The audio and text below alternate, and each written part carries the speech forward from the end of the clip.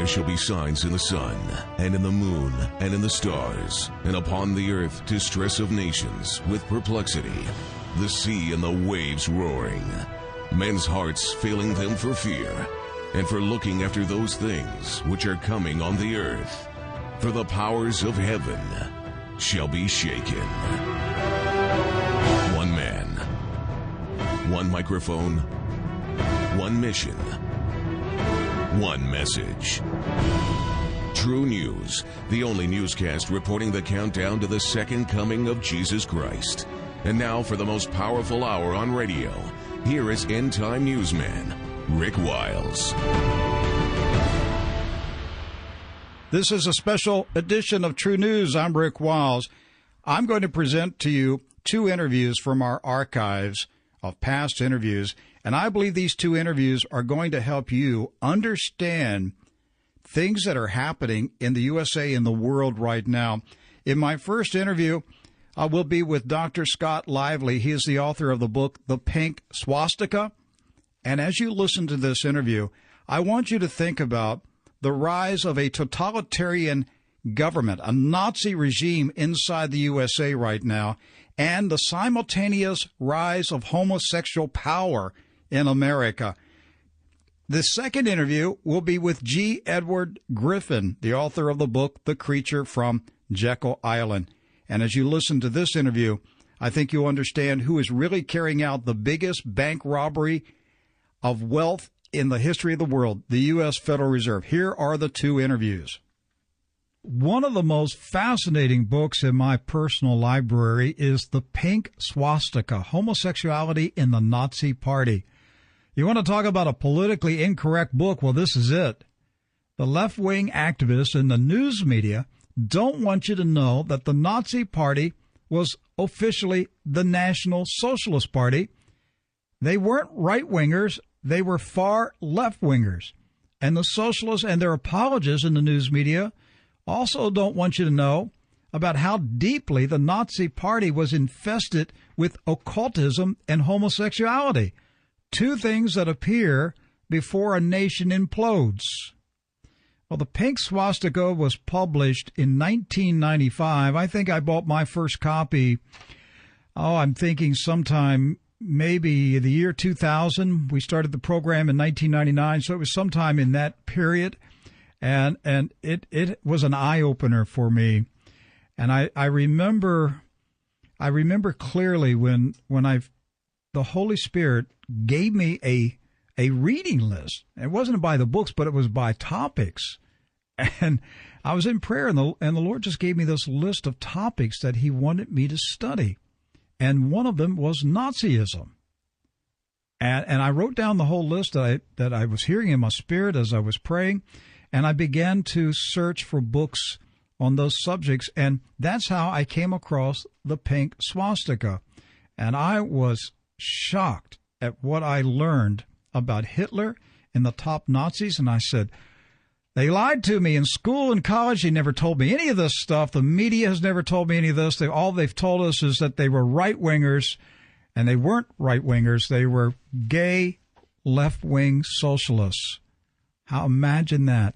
Well, the book was co-authored by Dr. Scott Lively and Kevin Abrams. And Dr. Lively is on the telephone. He is an ardent defender of the traditional family, and his website is defendthefamily.com. Dr. Lively, welcome to True News. Oh, it's so very good to be here. I believed that the Nazis were anti-homosexual, and I was the spokesman for a ballot measure campaign in Oregon when I encountered this information for the first time. We had introduced a ballot measure that would have changed the Oregon Constitution and stopped the homosexual agenda cold. And I was the spokesman for that, the communications director for the Oregon Citizens Alliance. And the opposition campaign was based on the theme that people who oppose gay rights are like the Nazis. And that was, we were hammered with that for 2 solid years. All the media, the governor, the activists that flooded in from all over the world to oppose us. And one day, this guy came into my office, and he was sort of a wild-eyed sort of a guy, and he had this sheaf of handwritten notes, and he said, "They got it all wrong. The Nazis were homosexuals." And I thought the guy was a kook, and I nodded politely and took those papers and stuck them in a file. Didn't really do anything. We went through that whole election cycle, and then in the next election cycle, we lost. We revived the campaign and a whole series of city and county initiatives. And when we got to the Marion County where we were, the opposition leader revived that campaign that to people who oppose gay rights are like the Nazis.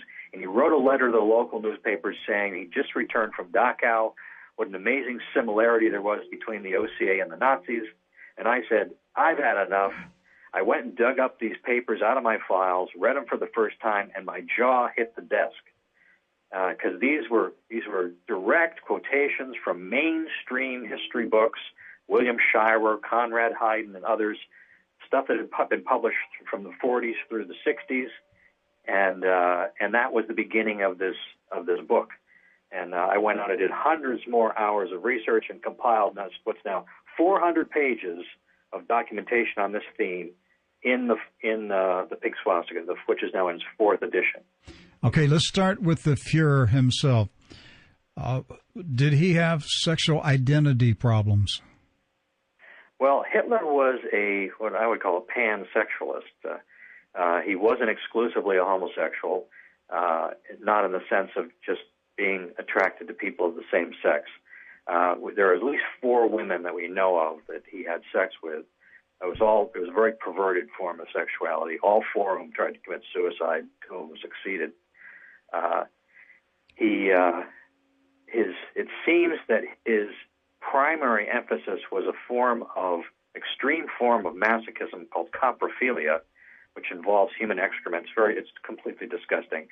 And I think that the homosexual culture that he lived in and that homosexual relationship that he maintained with his whole inner circle was really sort of a less perverse identity than the one that he would have opted for if he'd had the chance. The person that's probably the closest to Hitler's profile in terms of sexual perversion is Alfred Kinsey, the guy that really launched the sexual revolution here in America. Mm-hmm. He was an in-the-closet gay activist, but he spent all of his time indulging himself in every kind of wickedness that you can think of. And Hitler did pretty much that as well, but there was less opportunity there in Kinsey, in his experiments, he actually had little children who were molested as part of his scientific experiments. Yes. Now, some of those were actually the children of I think it was the Buchenwald concentration camp, and that the person who did those experiments, many of them, was one of the Krupps, who had a sort of a children's division of the concentration camp, and he messed with all those kids there. And people don't understand that the Kinsey Institute that exists today, they've got the old German records. People don't know that the gay movement did not start here in the United States. It started in Germany in the 1860s, and it came to full fruition as a movement by the 1920s in Germany. It was the reason for the moral disintegration of that country and the rise of Nazism. And the whole inner circle of Adolf Hitler was homosexual. But it's really interesting because Hitler's faction were masculine-oriented, butch homosexual men. And the ones that the Nazis later did persecute, there were quite a number of them, nowhere near in the millions. It was maybe the tens of thousands. But their enemies were the effeminate branch of the German gay subculture, which actually got started first. It was Karl Heinrich Ulrichs, the founder of the feminist branch of the male gay movement, that really launched the whole thing. It's one of his friends that coined the term homosexual. It didn't exist before Ulrichs' group. And he created a group called the Scientific Humanitarian Committee in order to try to create a political movement to overturn the sodomy laws of Germany. And but he had a theory that all male homosexuals were really females trapped in men's bodies, and lesbians were really men trapped in female bodies, and then he called that the third sex theory.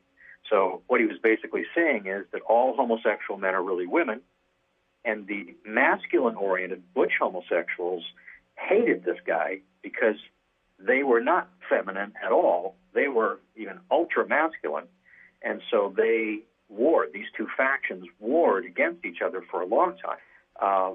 And then when the Nazis really formed together and wanted to pursue political control of the state, they created the Nazi Party, and almost all the early Nazis were homosexual, almost all of them, and they began going for parliamentary seats. Well, the effeminate homosexuals were aligned with the Communist Party, and they were the homosexuals among the communists were grounded in the Sex Research Institute of Berlin, which was Germany's version of the Kinsey Institute, and by this time, Ulrich was long dead. Magnus Hirschfeld was the head of this Sex Research Institute of Berlin, which everybody that got arrested for sex crimes was sent to this institute for therapy, right? Which is being run by these effeminate homosexual men. And so what would happen, though, is that these effeminate gays affiliated with the communists, whenever there was an election and the Nazis were trying to get parliamentary seats, they would release information to the newspapers about the homosexuality of the Nazis and sabotage them. So they had this intense hatred of the femmes. And so as soon as Hitler came to power in 1933, one of the first acts of his control was to send the brown shirts over and to take over the Sex Research Institute of Berlin, to go in there, take control of the building, kick everybody out, steal all those files, which was all the incriminating evidence. That was May 6, 1933. 4 days later, May 10th, 1933, they put them all in a big giant bonfire and set it on fire. And then they were stood out there throwing Thomas Mann's books and other things in there to make it look like it was something else. But that famous image of the book burning, mm-hmm. That was the records of the Sex Research Institute of Berlin, and it was the assistant director of the institute that exposed that came out publicly saying the reason they're doing this is because that's all the records that show that these guys were arrested for perversion. It's amazing stuff. They threw books in as the political cover for the giant fire. Right. And today, the only thing teachers and professors talk about in school and colleges is the Nazis burned books. Yes, that's it. It's amazing deception that they engaged in this, and almost nobody knows this stuff. Well, this explains why Hitler and the Nazis were going after the communists, because Hitler was a socialist. So why would he go to war with the communists? Well, they called the brown shirts beefsteak, brown on the outside, red on the inside. And they actually copied. The Nazis really copied the communists in many of their tactics. It was the communists that were doing sort of, beating people up and stuff for a long time. The Bolsheviks had, and that's how they had taken over Russia. In fact, the first concentration camps weren't in Germany; they were in Russia, and the Nazis are basically just following the example of the model that had been set. So they were just a counterfaction. They were a splinter off of the communists. Hitler, as a young man, he was a student of Madame Blavatsky. He was deeply involved in the occult. All this happened when he was a street kid, basically. Mm-hmm. He left his home. He didn't have any place to go. He was on the streets in Germany, mostly in Munich and Vienna, and he was as a street kid with no place to go. He was trying to make it as an artist, and that was the perfect recipe to sort of be swept up into gay culture. And I don't know who introduced him. That isn't, he never confessed to any of this stuff or wrote about it himself. It's all sort of secondary evidence and other sources, people who are saying that they had sex with Hitler or whatever. But what we do know is that he became a male prostitute in Munich and Vienna.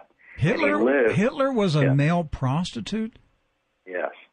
And he lived in a flop house that was primarily a home for street hustlers. and that's how he met many of these people, including Ernst Röhm, who was really the power behind the throne in Germany. What took place in the 20s and early 30s? Well, the beginning of the Butch faction was in 1902. Hans Bleuer formed the Gemeinschaft der Eigenen, the community of the elite, and they were sort of chafing against this characterization of male homosexuals as women, and so they created this separate identity. They reached back to ancient Greek culture, specifically the Spartans, for a sort of model to follow, and then they began promoting this sort of hyper-masculine form of homosexuality throughout Germany. They gained control of the German Wandervogel movement, which is like the German version of the Boy Scouts, and by 1912 they were in complete control of that. But that's what they're doing here, Dr. Lively. That's what they're doing in America. They're infiltrating the Boy Scouts. Yeah, they're trying to. They've resisted it pretty much here, but in Germany they were completely taken over. In fact, a group had to split off away from them in order to have a separate form of Boy Scouts that wasn't under homosexual control. But the real important fact here is that what they were doing was inculcating in these children the philosophy of the Männerbund, the all-male society. That's where it was in the Wandervogel that their greeting that they had was the Sieg Heil salute. You know, this wasn't invented later by the Nazis. This came out of that homosexual pederast culture in the early teens.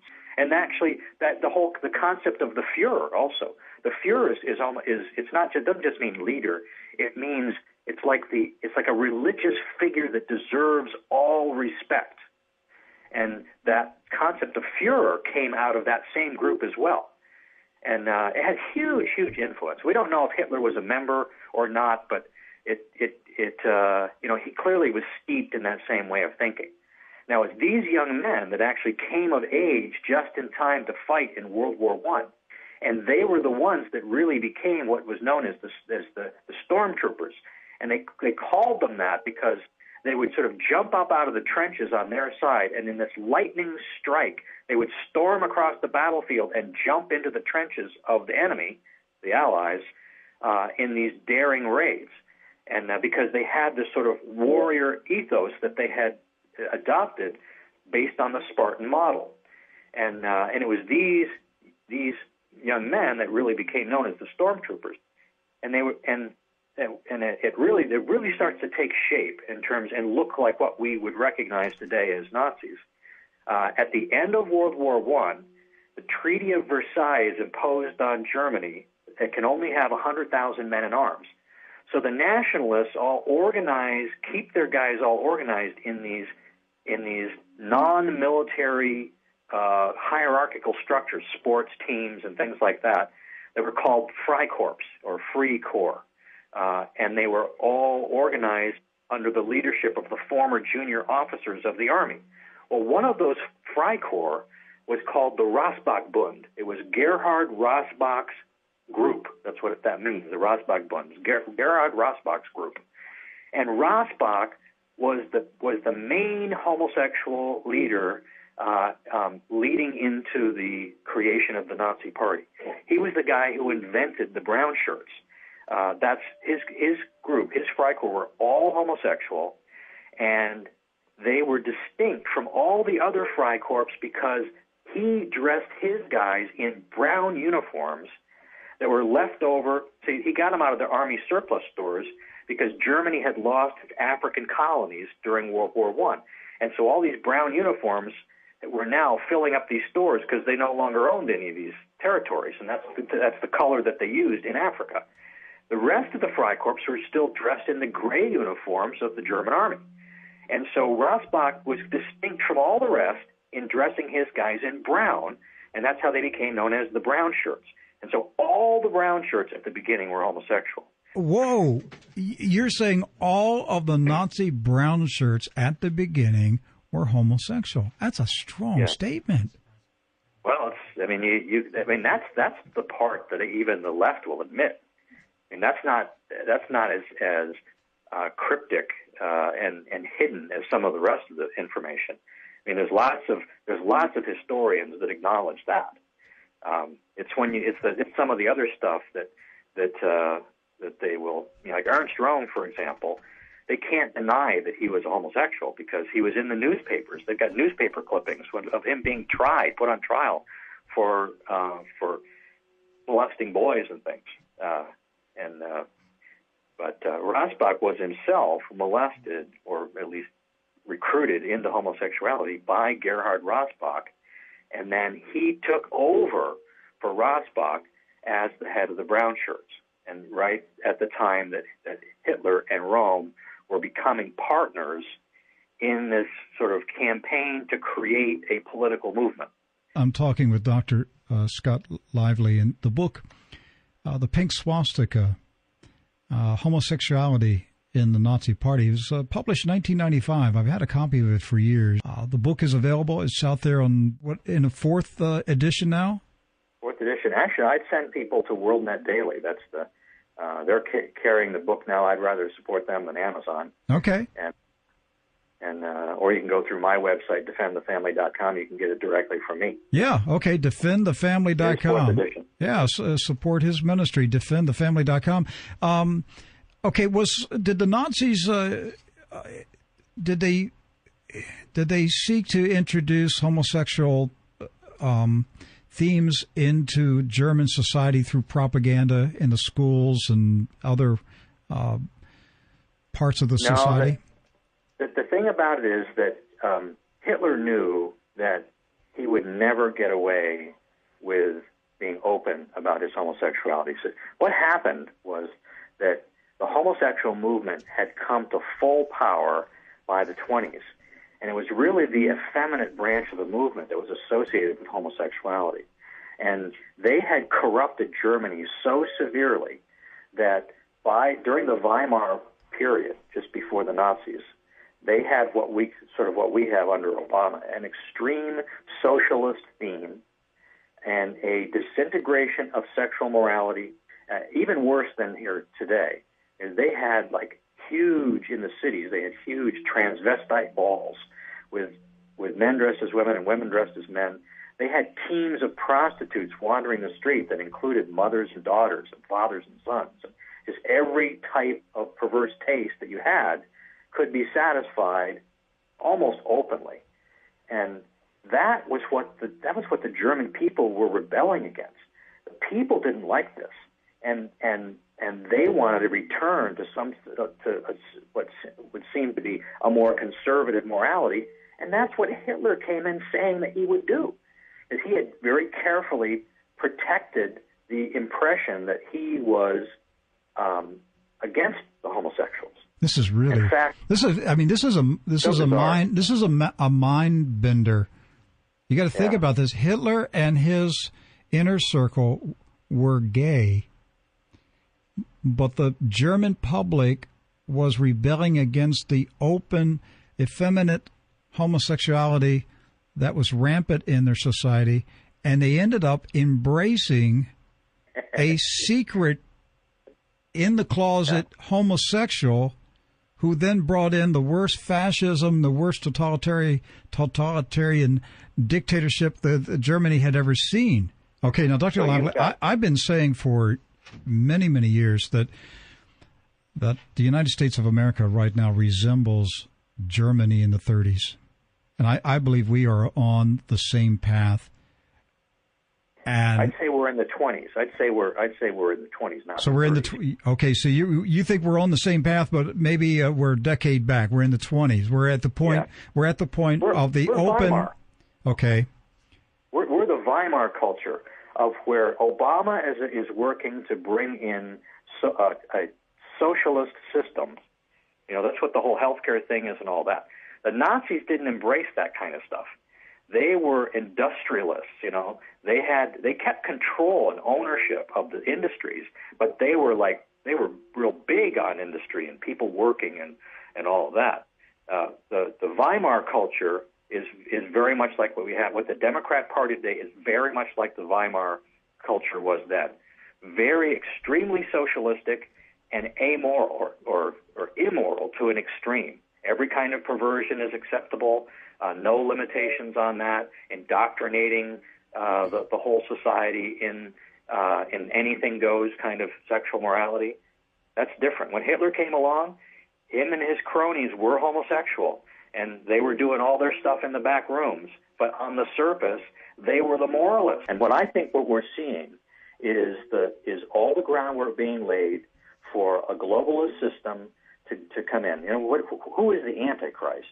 As he's described in Revelation, the Antichrist is a man of incredible power and deception that seems to be coming in to sort of bring order. I think that the entire Bible can be viewed as prophecy, not just the books of the prophets. That there are that everything within the Bible is multidimensional. But what I think the message that we're given regarding the end times is in the story of the destruction of Sodom and Gomorrah. It happens right after the destruction of the earth by water, by the flood, and it said that by Jesus, that as in the days of Noah, so it will be when he comes for his second coming.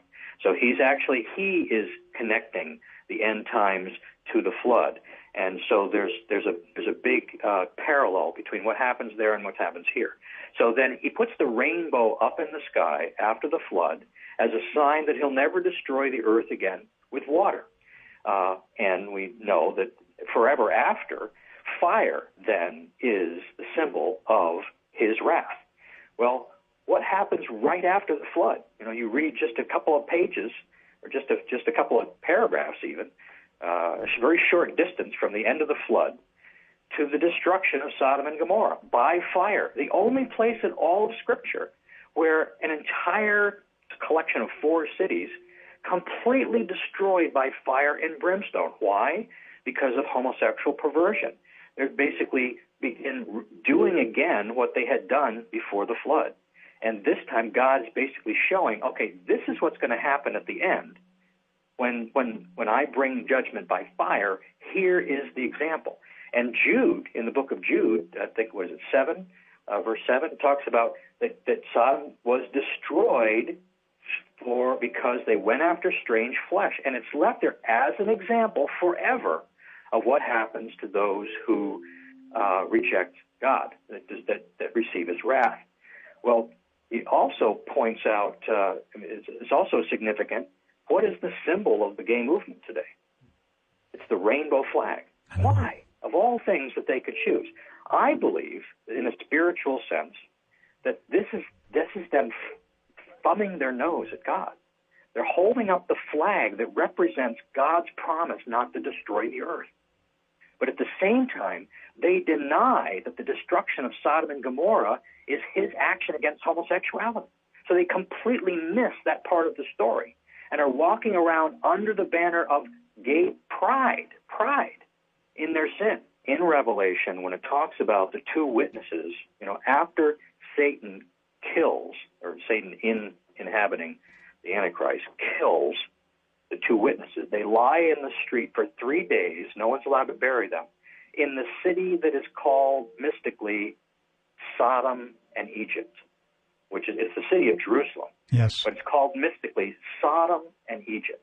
Now, why would that be? I believe that not only is homosexuality central to that whole story, I think it may even be wrapped up in the whole mark of the beast. That there's something about taking that mark represents a complete repudiation of Christ. And if it is, as I think it's going to be, and I think the scenario we're seeing it unfolding before us right now, right before our eyes. I think we're going to see a collapse of the global economic system. We're going to see worldwide chaos and millions of people dying. And then I think we're going to see the Antichrist come in as a savior, being hailed as a savior, and then he's going to bring with him a new global economic system in which you can only participate if you accept the mark, a number or whatever, that allows you to be able to go down to the supply house and get your rations that otherwise you're not going to be able to get. and it's something about that. You have to sign a pledge, or you have to something that.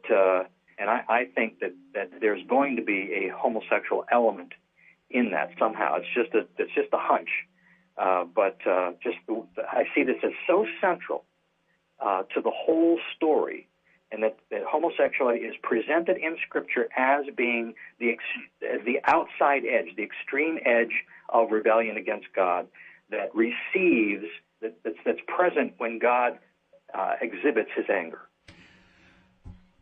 The book is The Pink Swastika, Homosexuality in the Nazi Party, co-authored by Dr. Scott Lively and Kevin Abrams. And you can order your copy at Dr. Lively's website, defendthefamily.com, defendthefamily.com. Thank you, Dr. Lively. Appreciate you coming on the program today. It's my great pleasure. God bless you. Reporting the countdown to the second coming of Jesus Christ. This is True News.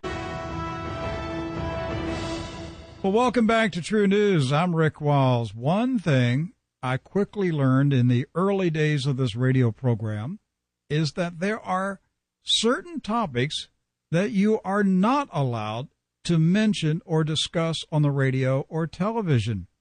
Topics that are simply forbidden to be discussed in an intelligent, rational manner. Some of those topics include the phrase New World Order. You also cannot talk about global government or global governance. You can't talk about Zionism, and you can't talk about the Federal Reserve Bank. And just think about it. Have you ever heard Fox News' Bill O'Reilly or CNN's Anderson Cooper talking about these topics? Or have you ever heard them ask an important guest a question about any of these topics? No. These topics are unmentionable. That's why we have alternative media outlets such as True News. We don't have a list of unmentionable topics. We ask questions. We try to find the truth. So today we're going to focus on one of those unmentionable topics, a topic that we've discussed on this program on and off for 12 years, the Federal Reserve. What is it? Who created it? Where did it come from? Is it a government agency? Who controls it? Why are we not allowed to question their policies? What did the Founding Fathers say about a central bank? Has the Federal Reserve helped or hurt the American people? What is their role in the current global financial crisis? One man who has been studying the Federal Reserve for decades is Mr. G. Edward Griffin. He published a book in 1994 entitled The Creature from Jekyll Island. I didn't discover it until I started this program in 1999. It was one of the first books I read when I started the program, when my eyes opened up and I realized that although I thought I was a highly informed person, I discovered that I was highly misinformed. My head was full of misinformation, disinformation, and it was a shocking experience. Many of you have gone through that same experience where when your eyes open up and you realize they've been lying to me all these years. It is a real shocking experience that you go through as you're being deprogrammed from the propaganda. Well, if you've never read the book, you must do so. It's a classic, and Mr. Griffin continues to update it year by year. He is on the telephone with us today to talk about the unprecedented things happening in the global economy and how it is tied to the central bankers. Edward Griffin, welcome back to True News. Well, thank you. Thank you for inviting me. This book has had a profound impact on a lot of people. I don't know if you're aware how many people have used your book to wake up and realize the size of this this octopus that has wrapped its tentacles around the United States of America. It really has had a profound impact on me and many other people. How far back, I mean, I know the book was written in 94, but how far back did you go in terms of when did you start to become aware yourself of the sinister origins and agenda of the Federal Reserve? I think my first rumblings and suspicions about the size of this problem occurred sometime early in the 1980s. Prior to that, I was interested in world affairs and political affairs and international affairs and all of that, but I never really focused on the monetary side of it, thinking that probably wasn't, really related. I was more concerned with the size and scope of government, the concept of what is the proper role of the state, and constitutional issues, and the money issue was just always there in the background. And so I wasn't aware of that at first. Like, as you said, so many people just ignore it, and we're not allowed to talk about it. I didn't realize that. But I did, in retrospect, I did realize that one of the reasons I didn't focus on it is because I never heard about it, and nobody discussed it on the radio or television or in the newspaper. So you're quite right on that, and I think the reason that so many of us have gone through a major portion of our lives without any particular interest in or awareness of the monetary system is because it's just not a popular topic, and we know now why it's not. That's right. But it never occurred to me prior to that. If I would have been a contestant on a game show before I read your book, and the question was, Rick, for $200, what is the Federal Reserve? I would have said, well, it's an agency of the U.S. Treasury Department. It's the central bank that prints all of our money. Yeah. Well, you would have gotten half credit for that. It is the central bank that prints all of our money or creates all of our money. But even coming up with a phrase like central bank indicates a certain awareness of this issue, because most people, myself included, before I got into this, I wouldn't have known what you meant by the word or phrase central bank. Well, I didn't either, but I just knew. But I would have had the impression it is an agency of the Treasury Department. They work for the Secretary of the Treasury. They print the money. It's not an agency of the U.S. government. No, the U.S. government is an agency of the Federal Reserve System. There you go. That's an extreme statement, but it's not so far from the truth when you really dig into the facts. Yeah, the current regime that we have running the country is an agency of the Federal Reserve. Yeah, that's pretty close to the truth. About a year ago, it's just late last fall, Ben Bernanke and the boys, they took a little trip down to Jekyll Island to celebrate the 100th anniversary of the meeting that you described in your book. And I said on this program, criminals always return to the scene of the crime. I mean, years ago they wouldn't even acknowledge Jekyll Island. Now they openly go back and celebrate. Tell us what happened on that little island off the coast of Georgia. Well, it's quite a story, and that's the reason, of course, I titled my book after that event, The Formation of the Federal Reserve on Jekyll Island in Georgia.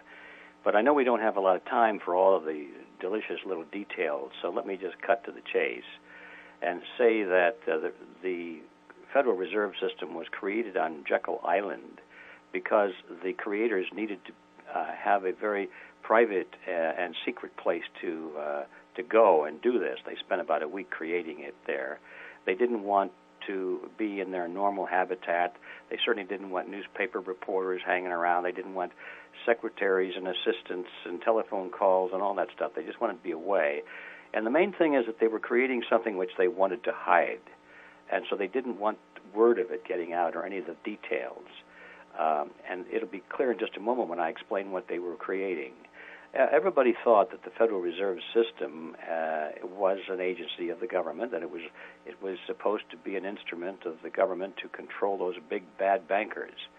Well, it turns out that the Federal Reserve System was actually created by those big bad bankers, and that's what they wanted to hide.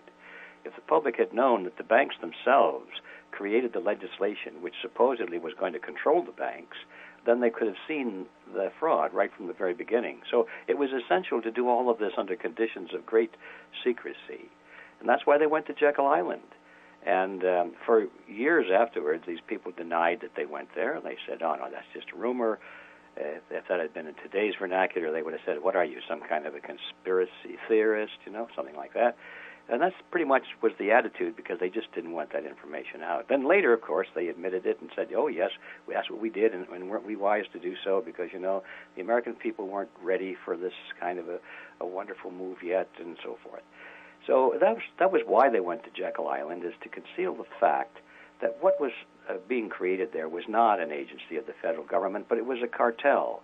The biggest banks of the United States came together, the representatives came together on Jekyll Island. Formerly, they had been competitors, and ostensibly they still were competitors, but like so many industries, they decide to cartelize themselves. And so they all come together and come to an agreement by which they will limit the competition between them so that they can, preserve their profit margins and keep the little guys from coming into the inner club. And it's sort of like a shared monopoly. And that's what they created. And when they were all done, they took an eraser and erased the top of the page, which said cartel agreement, and then they wrote in Federal Reserve Act. And then they took it to Congress and they passed it into law. So what we have today in the Federal Reserve Act is really the legalized cartel agreement between the largest banks of the United States, and you and I are forced to comply with it under the threat of imprisonment or fine and so forth. And that's basically the story. What were the political and economic conditions at that time, a century ago, that set the stage for the Congress to buy this plan? Well, there was a lot of concern among the American people about the growth of economic power in the hands of these giant banks and Wall Street firms, investment banks. See, I said that these were the largest U.S. banks, and that's true, but those banks in turn had very close interlocking relationships with the largest banks in Europe as well, with the Rothschild dynasty and with the Warburgs in Germany and the Netherlands and so forth. So this really was an international grouping, but it was the U.S. base of it. And the American people were becoming aware of this concentration of power. You, as a corporation, and you needed your bonds or your stocks to be marketed, you had to go through one of these institutions, and they had a grip on the high end of all financial transactions in America. They determined who got credit and who didn't. They had tremendous interlocking control over the largest corporations, because the corporations would take out huge loans, and the banks then would insist that in return for this loan that the board of directors include one of their bank directors. And so gradually this interlocking network grew up, and the American people were concerned about this power. And so they demanded that Congress pass a law to control and regulate this power. So the banks said, heck, the people want some kind of legislation. Okay, we'll write the legislation. We'll lead our own opposition. We'll let them think that they're getting what they want, but we'll do it. And we'll do it in such a way that it'll be to our advantage, and it won't control us at all. So that's basically what happened.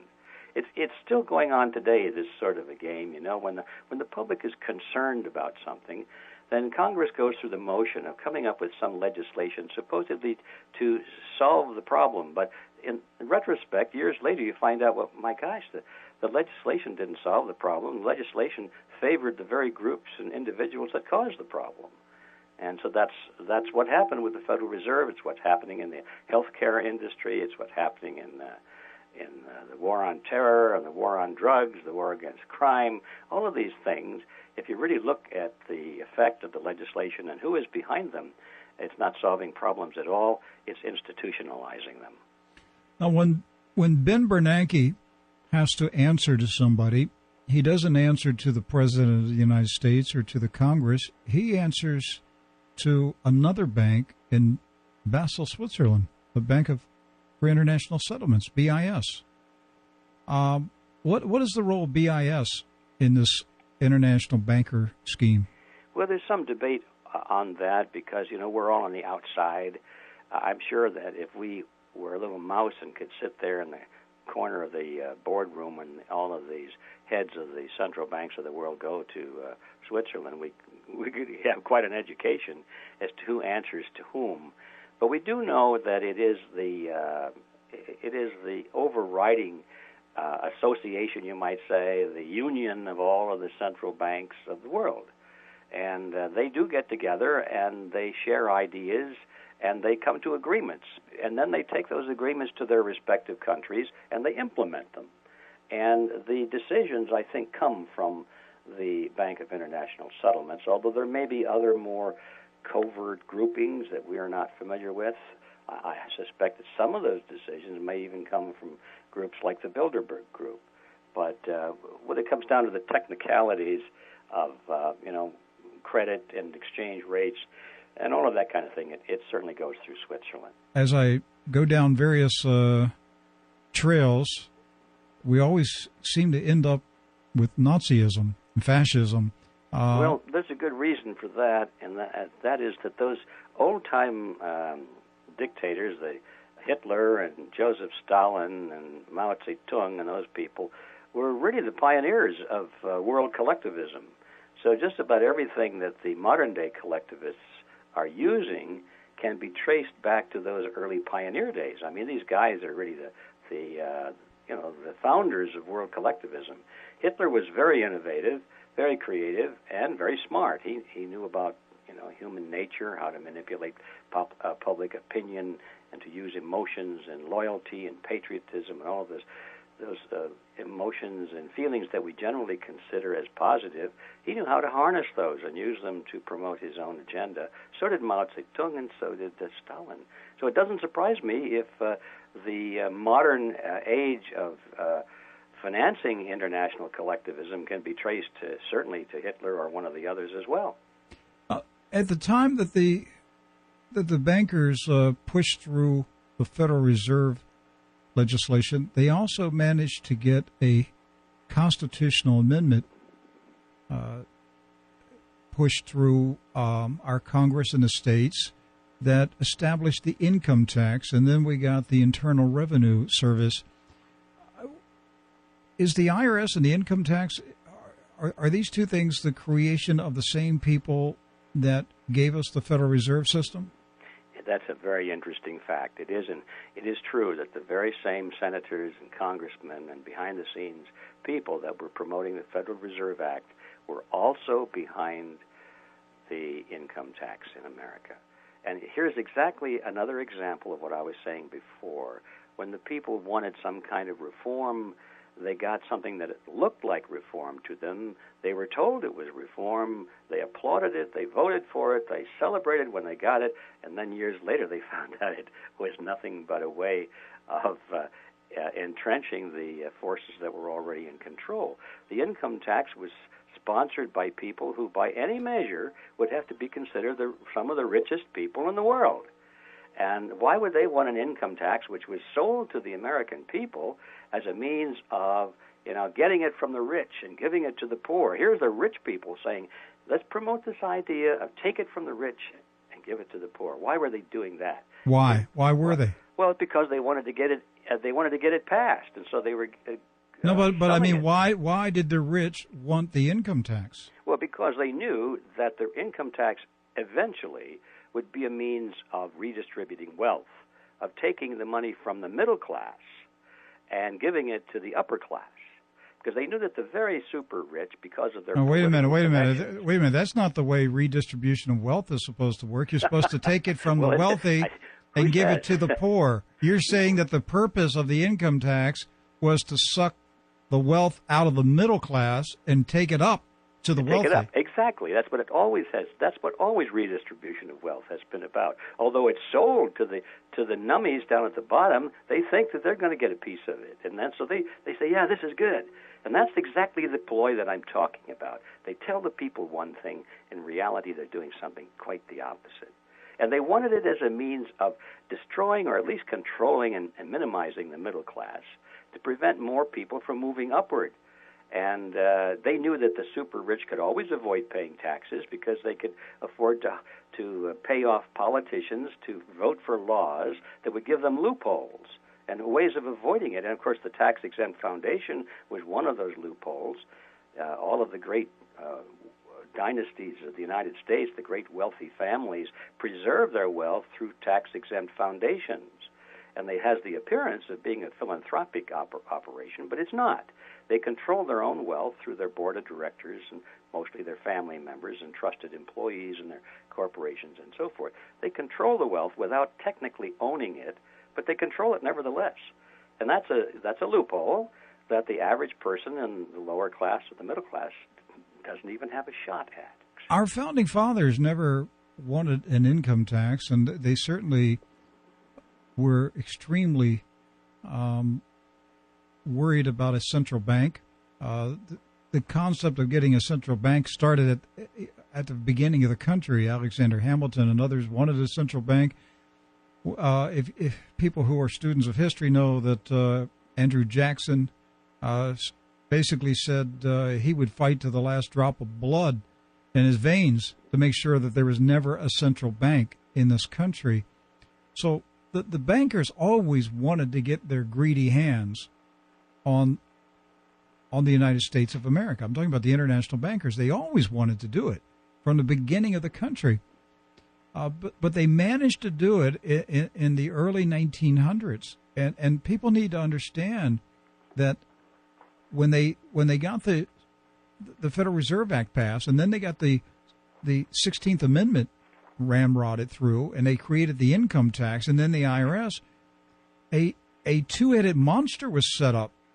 Everett, it was a two-headed monster that was started to devour the lifeblood of the American people. Well, certainly true.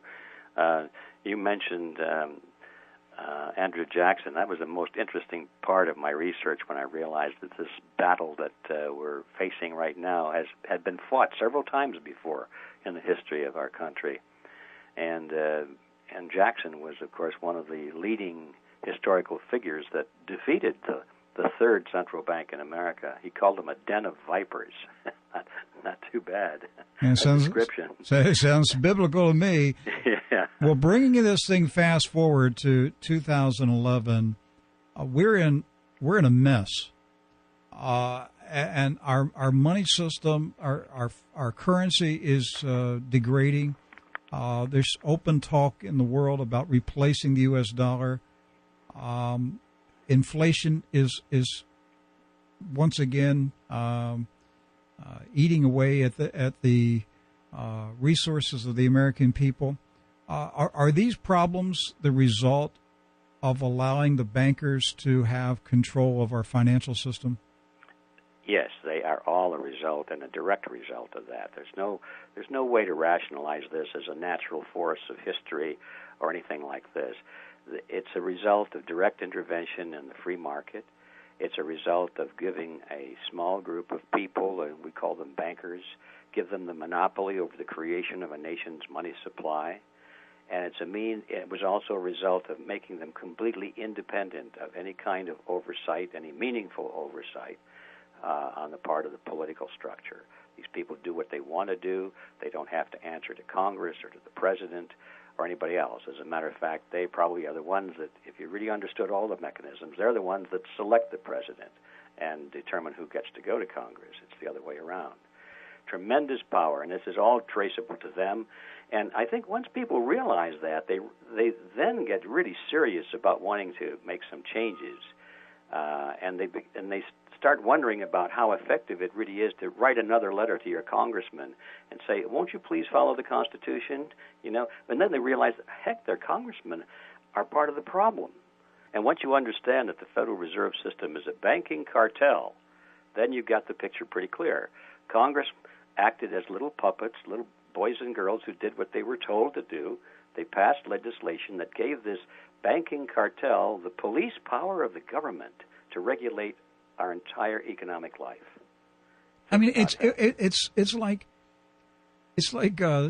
deputizing Jesse James and telling him, we want you to go out there and find out who's robbing all these banks. Well, that's exactly what it is, and it's pretty easy to understand when you realize that the sheriff is Jesse James' brother. As you're watching these things develop over the last 5-6 years with the economic system cracking up around the world, what is your thinking about the U.S. Federal Reserve and the whole financial system of the world? Is Ben Bernanke and the Federal Reserve boys, are they in control of this breakup of the world system, or are they breaking up? Are they insolvent? Where's this? How's this playing out? It's a difficult thing to answer easily, or at least quickly. But the reality is that the central banks of the world all are pretty much operating the same way that the Federal Reserve System is. So we look around the world, and it's just the same everywhere, and these fellows do work together now, as you pointed out, through the Bank of International Settlements and through other groupings, the Meeting of the Seven, the meetings of various countries. They work together. So we're dealing with an international mechanism now. It's not just the United States. You asked the question, are they engineering the breakup? Well, they're certainly engineering everything that's happening, but what we call a breakup, from our perspective, because it's destroying the economies, it's destroying the purchasing power of the average person, it's causing unemployment. We think of that as negative, and we call it a breakup. But from their point of view, they don't really see it necessarily as a breakup. It's more like Kissinger has said on numerous occasions, this is a wonderful opportunity, he said. Yes, they call it opportunity to build something good, like New World Order, you know. So these people don't necessarily see it as a breakup, as they see it as a transition and an excuse to create an international system, which would be no different than the ones that are in each nation locally, except now it'll be consolidated through the International Monetary Fund and the World Bank, and it'll be global. So they're kind of excited about it. I think they're looking forward to what we call a breakup. Yes, their term is creative destruction. Yes, creative destruction. Alan Greenspan was a great proponent of creative destruction. Mm-hmm. You remember, I'm sure, my good friend Joan Vion, who passed away last year. And, yes. Joan asked Alan Greenspan to his face. I'll tell you what, for a lady that was only about 5 feet tall, she was spunky, and she asked Alan Greenspan to his face. She said, "Are you practicing creative destruction?" And he was speechless. And she pressed on again, and he never would answer her question. She was in one of the meetings in Europe where Greenspan was in the room, and she directly confronted him as a reporter. Are you practicing creative destruction? Greenspan knew that Joan knew what he was doing, but the rest of the reporters there had no idea what she was talking about. But that's what they're doing to us. My guest today, G. Edward Griffin. The book is The Creature from Jekyll Island. It is a classic. You need to read it more than ever to understand what they are doing to you and me right now. TheRealityZone.com is where you can get it. Thank you, my friend. Glad to have you back on the program again. Okay, thank you. Next time. Well, we're out of time for the very last True News program for 2012, and you're almost out of time to present an offering to God in support of True News for all that we've done in 2012 on this last day of the year.